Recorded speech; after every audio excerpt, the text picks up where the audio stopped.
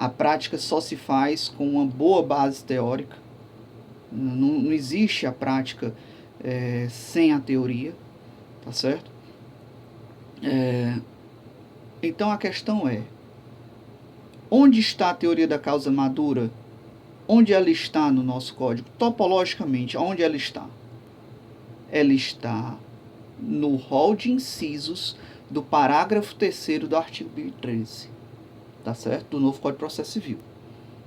Aliás, eu vou dizer do Código de Processo Civil, porque novo sempre a gente fica pensando que não é didático, que tem um outro e a gente fica muito preso ao passado e não dá certo.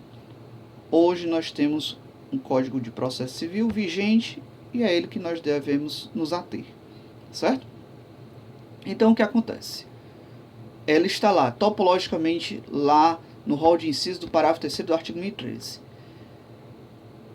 Essa parte, este dispositivo, este artigo, ele trata da apelação, tá certo? Da apelação, do recurso de apelação.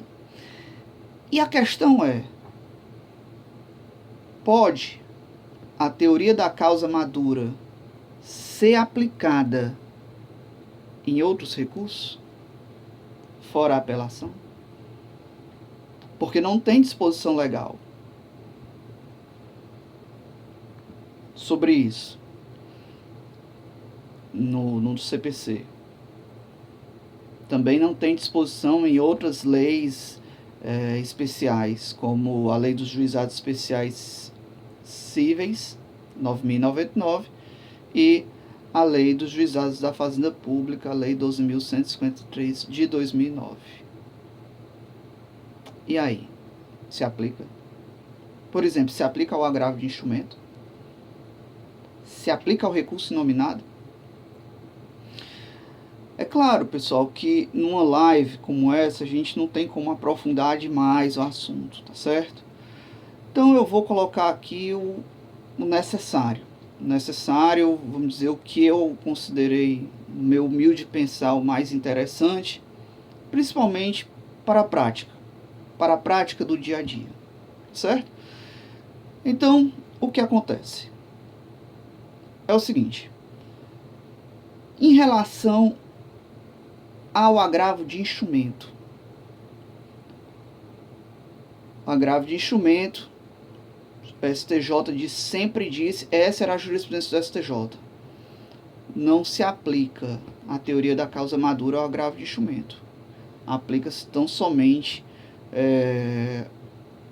a apelação.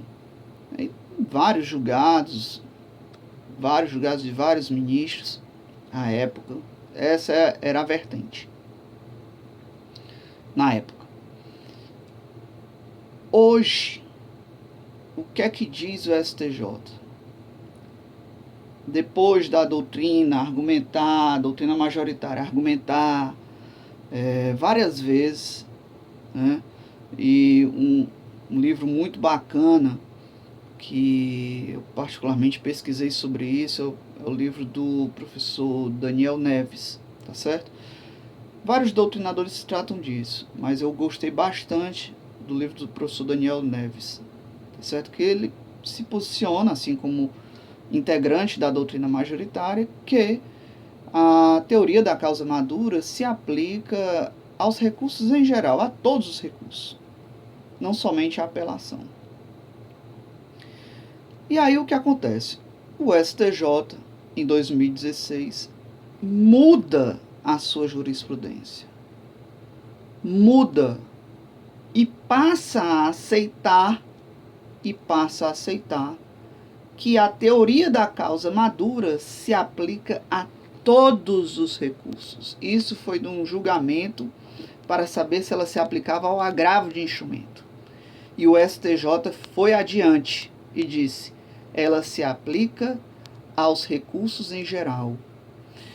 E isso é muito bem-vindo, né, senhores? É muito bem-vindo porque no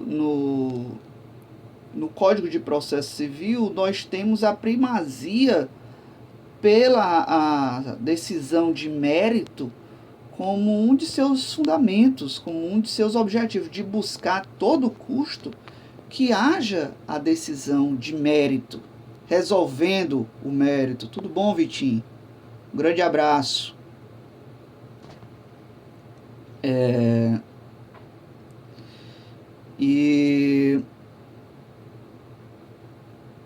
Enfim, como é que eu posso dizer? Então, voltando aqui ao raciocínio, o STJ definiu em todos os recursos, é possível sim,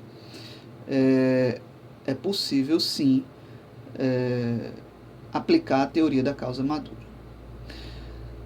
Mas fica a questão, e no microsistema dos juizados especiais? Além da decisão do STJ, certo que ele falou recursos em geral, só por isso já englobaria, né, tanto os recursos inominados dos juizados especiais cíveis, como também os recursos inominados dos juizados da Fazenda Pública, tá certo? Contudo, existe um outro fundamento positivo para que nós possamos dizer que sim, ela se aplica, e é um fundamento legal. O artigo 1046, parágrafo 2º do CPC, diz que ele se aplica supletivamente às leis outras extravagantes, tá certo? Processuais. Então, o que acontece? Não há dúvida que ele se aplica, por exemplo, à Lei 9.099. A Lei 9.099, ela não trata dessa questão no recurso inominado. Não trata. Mas também, pelas características do recurso nominado, não existe contrariedade de se aceitar a aplicação da causa madura e a sua disciplina pelo novo Código de Processo Civil, ou melhor, desculpe, pelo Código de Processo Civil. Não há nenhum embargo, nenhuma contradição. Pelo contrário, se nós verificarmos os princípios que estão lançados no artigo 2º da Lei 9.099, dentre eles o da celeridade processual, nós vamos verificar que a aplicação da teoria da causa madura vem ao encontro da principiologia que baseia os juizados especiais cíveis. Pronto.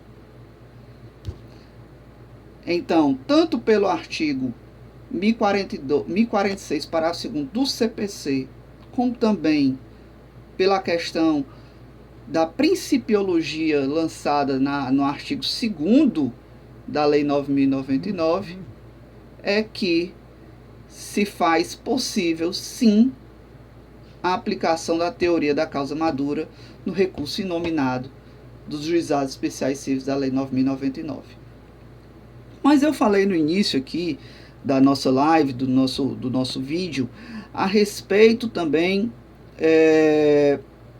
Diga aí, grande Antônio. Boa noite, meu irmão. Valeu, obrigado. Grande Emanuel, tudo bem? Grande abraço aí, meu irmão. Grande colega. Valeu. Nós falamos aqui também da questão dos juizados especiais da Fazenda Pública. E aí, como é que fica lá? Os juizados da Fazenda Pública, ele, pela sua legislação, se aplica o recurso inominado como recurso que combate uma sentença, que visa desafiar uma sentença, combater uma sentença, de forma idêntica ao juizado especial civil. Mas ele tem uma legislação própria, né? A Lei 12.153 de 2009. E a pergunta é, a ele também se aplica? Sim, se aplica. A resposta é positiva. A resposta é positiva.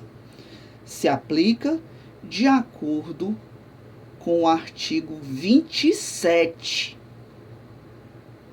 da Lei 12.153 de 2009.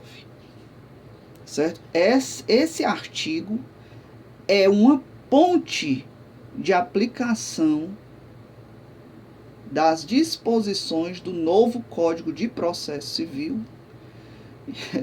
Brincadeira, né? Eu tô só falando novo Código de Processo Civil. Do Código de Processo Civil, desculpem aí, pessoal. Quem se formou na época do anterior, né? Mas enfim, do Código de Processo Civil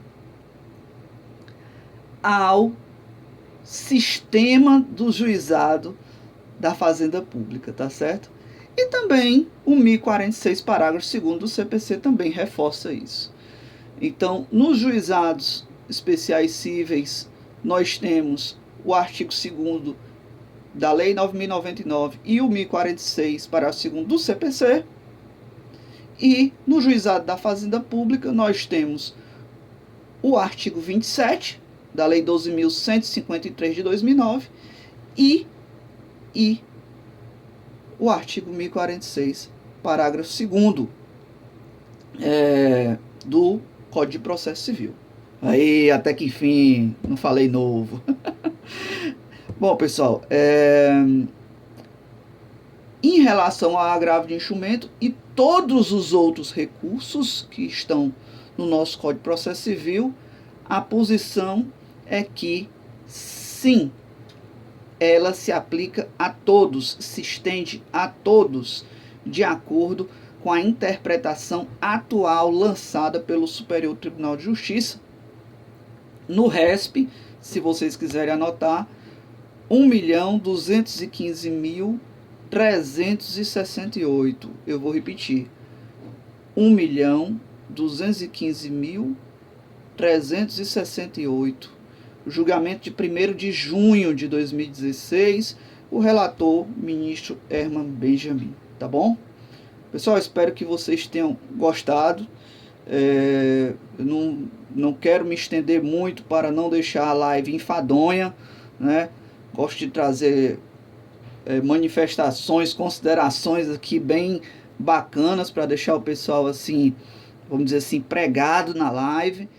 E espero que tenham sido úteis essas informações que eu trouxe aqui para vocês hoje, tá bom? Um grande abraço, tudo de bom, uma boa noite, pessoal. Tchau.